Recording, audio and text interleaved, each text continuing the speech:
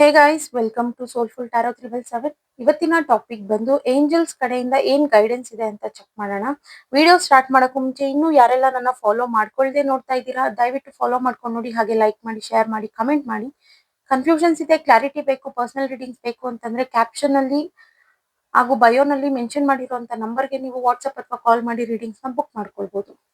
ಓಕೆನಾ, ಸ್ಟಾರ್ಟ್ ಮಾಡೋಣ. ಅಂಡ್ ಇದು ಜನರಲ್ ರೀಡಿಂಗ್ ಆಗಿರುತ್ತೆ. ರೆಸಿನೇಟ್ ಆದ್ರೆ ಮಾತ್ರ ತಗೊಳ್ಳಿ, ಇಲ್ಲಾಂದ್ರೆ ಬಿಟ್ಬಿಡಿ. ಫೋರ್ಸ್ಫುಲಿ ನಿಮ್ಮನ್ನ ನೀವು ಈ ರೀಡಿಂಗ್ ಗೆ ಫಿಟ್ ಮಾಡ್ಕೊಂಡು ನೋಡ್ಬಿಡಿ. ಯೂನಿವರ್ಸ್ ಇಲ್ಲಿ ಗೈಡೆನ್ಸ್ ನ ಕೊಡಿ. ನನ್ನ ವ್ಯೂವರ್ಸ್ಗೆ ಏನ್ ಪ್ರಾಬ್ಲಮ್ ನಡೀತಿದೆ ಅಥವಾ ಅವರ ಪ್ರೆಸೆಂಟ್ ಸಿಚುವೇಶನ್ ಅದ್ರ ಮೇಲೆ ಗೈಡೆನ್ಸ್ ನ ಕೊಡಿ.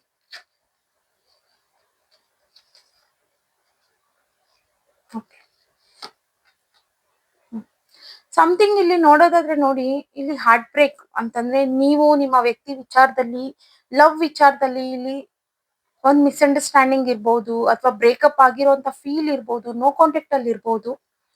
ಅಂಡ್ ಒಬ್ರ ಮೇಲೆ ಒಬ್ರಿಗೆ ಬ್ಲೇಮಿಂಗ್ ನಡೀತಿರ್ಬೋದು. ಬಟ್ ಇಲ್ಲಿ ತಪ್ಪು ನಿಮ್ದೆ ಅನ್ನೋದು ಕಾಣ್ತಾ ಇದೆ ಇಲ್ಲಿ. ಸೊ ಏನೇ ಪ್ರಾಬ್ಲಮ್ ಇರ್ಬೋದು ಅಥವಾ ನಿಮ್ಮ ವ್ಯಕ್ತಿ ಏನೇ ತಪ್ಪು ಮಾಡಿದ್ರು ಅದನ್ನ ಫಸ್ಟ್ ಪ್ರಾಕ್ಟಿಕಲ್ ಆಗಿ ತಗೊಳ್ಳೋದಕ್ಕೆ ಟ್ರೈ ಮಾಡಿ. ಅದಾದ್ಮೇಲೆ ನಿಮ್ಗೆ ಆನ್ಸರ್ ಅನ್ನೋದು ಸಿಗುತ್ತೆ. ಓಕೆನಾ, ಬಿಕಾಸ್ ನೀವೇ ಪ್ರಾಕ್ಟಿಕಲ್ ಆಗಿ ನೋಡ್ಲಿಲ್ಲ ಅಂತಂದ್ರೆ ಇನ್ಯಾರು ನೋಡ್ತಾರೆ?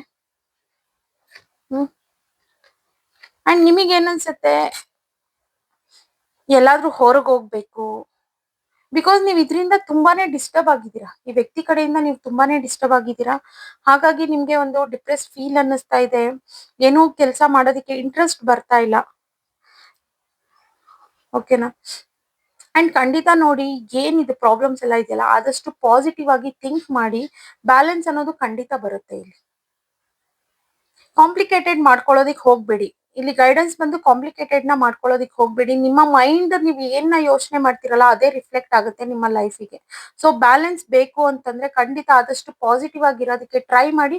ಅಂಡ್ ಪಾಸಿಟಿವ್ ಆಗಿ ಸಹ ನೋಡಿ ನೀವು, ಆಗ ನಿಮ್ಗೆ ಬ್ಯಾಲೆನ್ಸ್ ಅನ್ನೋದು ಖಂಡಿತ ಬರುತ್ತೆ. ಓಕೆನಾ, ಥ್ಯಾಂಕ್ ಯು ಗೈಸ್, ಬಾಯ್.